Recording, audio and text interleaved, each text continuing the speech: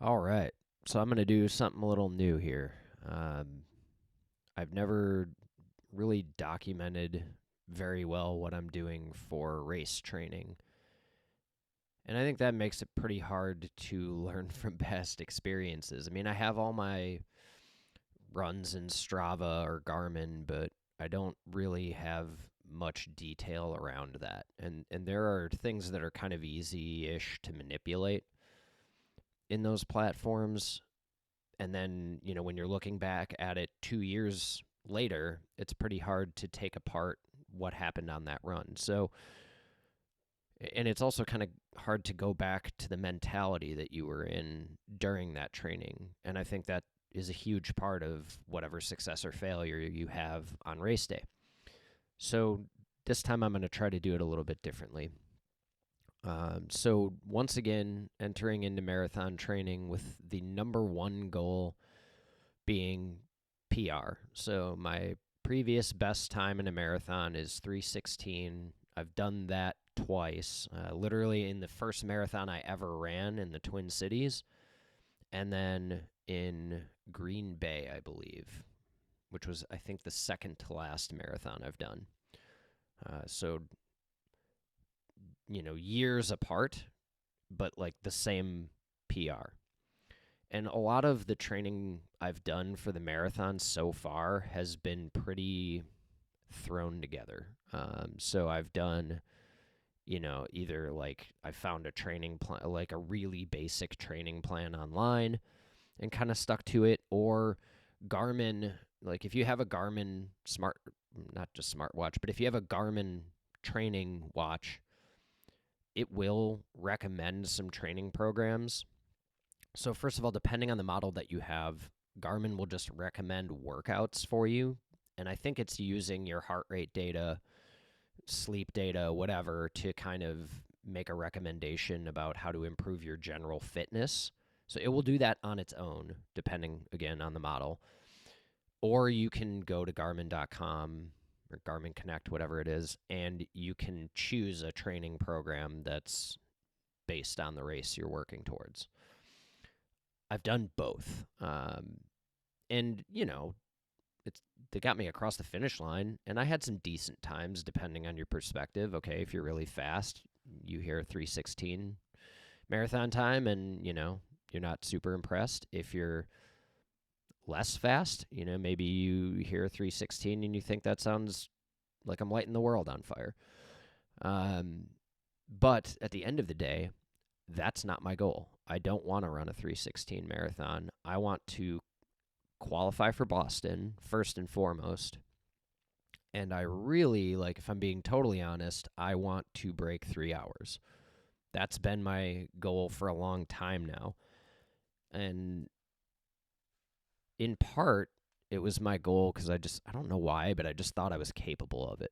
Like, if everything went right, if I really trained my hardest, I thought I could get there. Well, history so far would indicate otherwise, but I'm not going to give up on that. So what am I doing differently this time? So this time, for the first time ever in the marathon, I have a training program that was put together by a coach. Okay, so this is somebody who coaches high school athletes, and they've put together a training program for me. So that's a first. I did have a coach for the Ironman the last time I did it, and I I performed better, so I beat my time. So I've done the Ironman triathlon twice, once in 2009, once in 2011, and I did go faster the second time when I was working with a coach.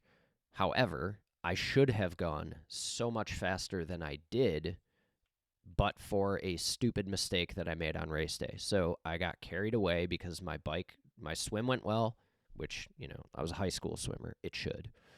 Uh, my bike was going very well, and generally the bike was my weakest link in the Ironman. By far, swimming was my strength because, again, I was a high school swimmer. I was a competitive high school swimmer. Most people who do the Ironman triathlon are not good swimmers. Some of them even have to learn how to swim just to do the race. So just by waking up, I was already going to finish pretty high in the swim portion of it. No surprise I did both times. But the bike was kind of where I struggled, which was surprising to me. I rode my bike a lot in high school. I was never a racer or anything, but, I wasn't lagging behind other people when I would ride, and I would ride decent distances. So I didn't understand really why I wasn't faster at that. So during the training, I did get significantly faster. I want to say I took like 20 minutes or so maybe off of my bike time. But because it was going so well and everything was going to plan, I kind of lost my mind on the bike and forgot to drink water for like the last 20 miles of the bike ride on a hot day. Not hot, but it was like 80 degrees. It was like definitely mid to upper 70s at the lowest. Not super humid, so, like decent weather, but definitely on the warmer side of ideal. And wouldn't you know it, that's not a great decision for a super long distance race. So I entered into the marathon dehydrated, and things went as you'd expect. I blew up massively and just could really never get going. So my run split was absolutely miserable. I was in better shape. I should have performed better, and had I actually not lost my mind and drank water, I'm confident I would have done much better. So the one time, all that to say, the one time that I've actually had a coach, I think the results, definitely justify doing that. So fast forward to today, I've been trying to avoid doing that for the marathon for a number of reasons. One, it's generally not cheap. And no, that's pretty much the reason. Like, I think most people would use a coach if they could, but I already spend a lot of money on running and racing, so you have to draw the line somewhere. Well, super short version is, thankfully to some connections that I have, I was able and very fortunate enough to have somebody hook me up with a coach who was willing to put together a program, and it cost me virtually nothing. So thank you very much, Amy. So now I have a training plan that's developed by somebody who knows what they're doing. And not, hey, no shade, Garmin. Love you lots. You make fantastic training devices. But, you're creating a program that's not specific to a individual or a goal other than completing the race. So it's not really designed for that purpose. This training plan is. So it's based on my goal and based on a conversation, getting to know each other, and, maybe strengths and weaknesses a little bit. So all that brings us to today. I'm already into this training program, and just kind of, a note on the way things have gone over the last few years. I really never, knock on wood, I really never get out of shape anymore. I'm pretty, as my wife would tell you, I'm maniacally committed to never not running. That's a really clumsy way of stating that, but I will not miss runs unless I absolutely have to or I'm injured. Short of that, I'm running. Like, weekend, doesn't matter. Vacation, doesn't matter. Am I training for a race? Doesn't matter. I will not miss runs for a long period of time. So I never really get out of shape. And I, even when I'm not training for a race, I still mix in like tempo runs and not a lot of speed work, but tempo runs for sure, long distance runs. I just like maintaining the physical fitness. But, I'm not getting any younger. The older I get, the harder it is to get back into shape once you get out of shape. So I've just kind of reached the point where I'm like, I don't ever want to get out of shape. I'm gonna maintain a high base level of fitness, and then if I find a race I want to do, I can turn it on pretty quickly and get into a training program, and it's not too much of a shock to the system. So I pretty much always try to stay in like half marathon shape, not like speed half marathon, but like I could complete a half marathon on almost any given day. So that brings us up to speed. So I got this training program with the idea that it would start in March. And again, I was already in like half marathon completion shape at this point. So that's our baseline. I get the training program, and now what the elements that it is mixing in that I've not really done before are like targeted tempo and speed work. Okay, this is not something I had any kind of knowledge in. Like, okay, if I'm training for a 3-hour marathon, what should I run a 400-meter in? What should I run 5-minute tempos? What should I run like mile repeats? I didn't know.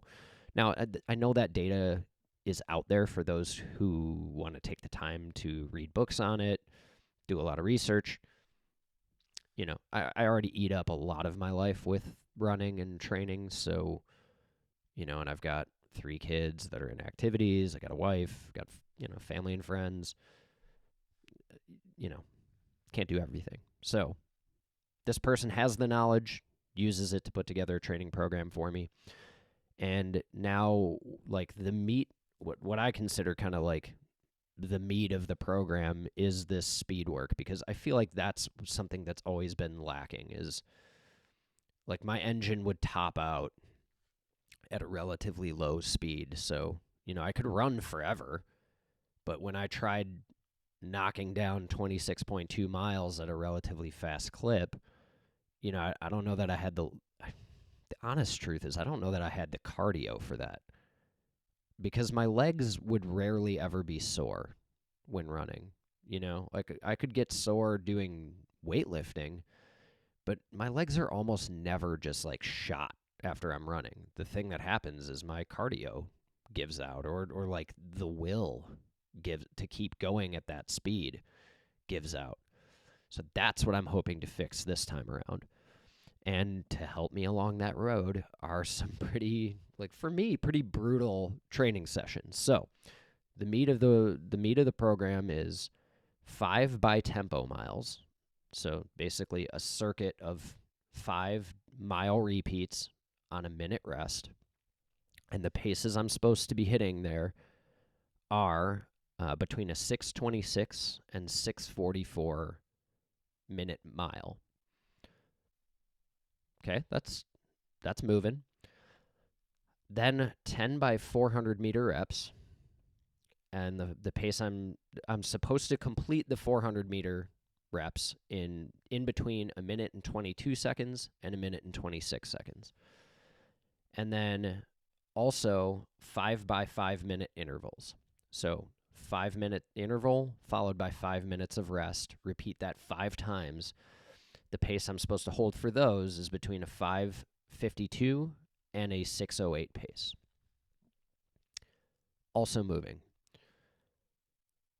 All of these are things that I've not done in previous training sessions. So I think one thing I've been terrible about in a lot of marathon training programs is true recovery work on recovery days. I always it's so hard for me to not push the pace on a run. So actually staying disciplined and focusing on what the purpose of that specific run has not been a strength. I'm doing better now.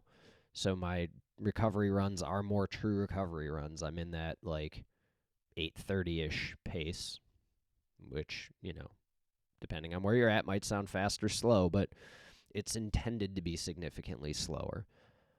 So I'm doing a better job of that. And so far, I'm doing pretty well on the speed stuff. So one of the biggest problems that I've had, both in training and on races, is, like, if I'm being totally honest and introspective, I feel like too often my mind gives out before my body does. Like, it gets hard. I'm breathing hard. I'm working hard. But it's just, I've never trained with anybody else. I've always trained just by myself. And I think when there's nobody else around you to hold you accountable, it's all on you, right? So, like, you either succeed at toughing your way through the race by yourself, or you fail. When you have a coach around you or you have teammates around you, I think it's easier to push through those like walls that you'll hit when you're really working hard, because you see other people around you doing it, and so you have a little bit of pressure there. Whereas, like, if I'm out on a training run by myself, nobody sees or cares if I stop. So that's something that I know cannot have helped me in previous races. Like, you can't. I mean, sometimes it's going to happen. I think it probably happens to most people. I don't know if Eliud Kipchoge ever stops during a training run, but I'm not him, and I'm not trying to be. Uh, but I wonder how many like people training for a marathon can honestly say they made it through every single workout, not ever taking a break that was unscheduled, or not ever going slower than their paces. So I'm trying to not be too hard on myself there, but still hold myself accountable. So, for example, yesterday I did the mile repeats, and I made it through almost all of them. There was one I did pause in the middle of the mile. Again, like that one, as soon as I was done hopping off the treadmill and taking my little break, I was instantly mad at myself because I'm like, I could have pushed through that. Like, I didn't need to stop. I wasn't exhausted. I was just tired. That one annoyed me. And there were a couple times I took, like, so the way that workout is structured, I'm supposed to do a circuit of 5, 1 mile at that 6:26 to 6:44 pace, followed by a minute of rest, and then you do that 5 times. There were a couple times I took like a minute 15 seconds rest, which again, that's not what the workout is prescribed as. So I do need to do better. This is early days. I've never done this kind of stuff before, so I'm trying to like not like hold myself to unrealistic standards while still holding myself accountable and say like that needs to improve throughout training, okay? When I'm in the last month of training, I better be hitting these workouts exactly as written and like not missing my time targets, because if I can't hit those time targets in training, why would I expect to hit my time goal in the race? So those are things I'm working on, and I am seeing improvement. So the first time I did the 400 meters, I was like, oh my God, what have I done? Like, I'm going to kill myself. And the last time I did it, I crushed the workout. Like, I did it as written, 100%. Hit all my goal times. I don't think I took any breaks I wasn't supposed to, and I think they were all as long as they were supposed to be. I might be wrong, but I'm almost positive. That was a big improvement for me. The last 5 by 5 minute session, I did much better than I did the time before that. So, like, I'm seeing the improvement. I'm seeing where this can go. And, my goal is like, man, even if I can do it this month where I start hitting all those workouts, no extra rest, no breaks, no stops, in the range I'm supposed to, because, like, not every day is going to be perfect, right? So there are going to be some days where I'm just tired. I didn't get enough sleep. Maybe my nutrition was off. Maybe I'm stressed out from, whatever. And I just miss the times on that day. Okay. That's going to happen probably. But, what is the rule? Is the rule that I'm mostly hitting them, or am I mostly missing them? That's what I'm targeting. And I think I'm encouraged by where I am today. Now, we'll see as time goes on. I haven't really started getting into the super long runs. I mean, my long runs have been 13, 14 miles. That's fine. That's right where they should be at this time. We'll see what happens on the longer ones. I also have some long tempo runs. Those I'm really curious to see, because that's so my long tempo should be, as written, 6 to 10 miles between a 6:49 and a 7:09 pace. I'm very curious to see how that goes. And the first one of those I will have the week of, looks like April 15th. So coming up. The other challenge I'm going to have is I'm traveling an awful lot. So it's and like a lot of trade shows, which make it very, very difficult to hit long mileage and hard mileage on training runs, because you're on your feet the entire day. That's a lot. But, hey, nobody said it'd be easy. So anyway, that's the first run. Introduction to the training program. The race is June 22nd at Grandma's. Going back to a very disappointing race.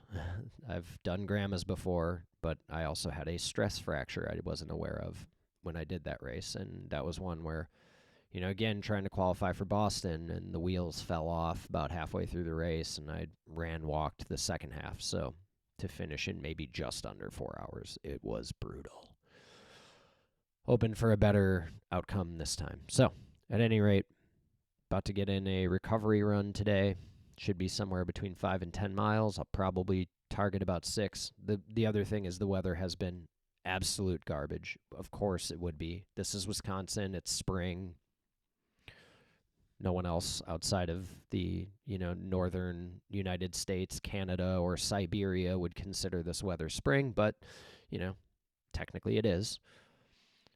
We got like 6 inches of wet, heavy snow at the beginning of the week, so basically every workout up to today has been on a treadmill. No, thank you. Today is going to be outside. It's probably about 40 degrees right now, not like surprisingly not super windy for the first time in what feels like forever. When I say not super windy, I mean gusts are below 20 miles per hour. Sustained winds have been about 20 miles an hour for I feel like the last 2 weeks, with gusts anywhere from 30 to 45 miles an hour. Just brutal training weather, to be completely honest. Not to whine about it. It is what it is, but it's not been conducive. Certainly not ideal for training. Normally, I'm pretty militant about not running on a treadmill, but, listening to my coach on this one, he's like, there's no point, or not no point, but it's very hard to learn anything meaningful from doing 400-meter repeats in a 37-mile-an-hour headwind. What do you hope to learn from that? Okay, so do that on the treadmill, and then, if the weather's normal-ish, run outside. Because my feeling has always been, why would I train for conditions I can't replicate on race day? I'm not going to run the marathon on a treadmill, so what does it benefit me to train on a treadmill? But his point was kind of, well, okay, if you have 37-mile-an-hour headwinds on race day, you might need to update your expectations of your finishing time, because nobody's going to have a great day in a 37-mile-an-hour headwind. So at any rate, that's where we're at. I'm looking forward to finally getting back outside.